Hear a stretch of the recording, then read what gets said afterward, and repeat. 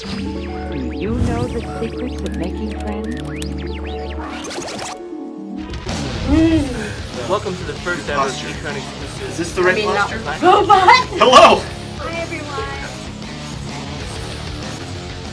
I feel like their treatment of Sam was done very well. And I guess in the end, that's the most important part. I think that was delivered in a good fashion where we have his new gear brought to you by the Wakandans. And thank God they chose to keep the wings because Marvel didn't want them to have the wings. And they fought for it. Yeah, I think it makes the costume. It makes it epic. Sam's Captain America outfit comes from a comics, and what you're referring to, Jason, is that when they were going to make Sam Captain America in the comics, Marvel was like, oh, he doesn't need his wings because it's going to be too confusing, just make him Captain America. But the creator and the writer of that was like, no, it's really important that you need the wings. You need to keep the wings to keep his identity as well. So yes. I agree that, it is definitely the better choice to keep the wings. And I know I'm more of the purist, if you will, from a comic book's perspective when they translate it into movies. So I really want them to be as true to the comic book storyline and arc as much as possible. So I was quite happy with the outfit. It was a pretty good mix between MCU, bulky Sam needs to be protected because he's falling from high heights. So he has to have a little bit more body armor like we've seen in previous Avengers movies, mixed with the comic accurate depiction in colors and schemes. So I was really, really happy to see his outfit. Yeah, and it sets him aside from Steve Rogers. This is like Sam Wilson's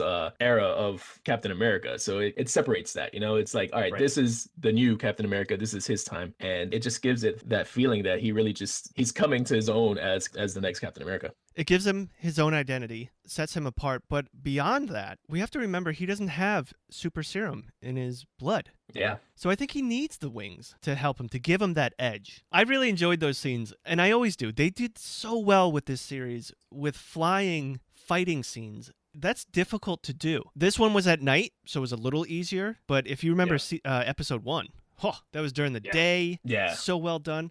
But I think that these aerial shots, it's very important for this character, Falcon. I'm still going to call him Falcon for this series because that's where he does his best work. And going against a helicopter, I think that was just so well done. Him falling into the Hudson, like you said, finding out who can anyone fly the helicopter if I take out these assholes. It shows that he's going to go above and beyond to do the right thing to save people. And that is the theme of this whole episode. Yeah, I loved how he used his tech to find out who could pilot that helicopter while also like maneuvering around it and throwing the shield. And what really looked cool just visually is him just going straight into the passenger side of the helicopter and just taking this guy out while, the lady goes in and starts flying. I mean, it just looked amazing. It looked like movie quality type stuff. And it was just like, oh man, Sam is really kicking ass right now as Cap. It was just a lot going on, and it was pretty cool just to see Sam just handle it like a pro. It was amazing. Marvel's kicking ass. Really Disney Plus, Marvel is kicking ass with these shows.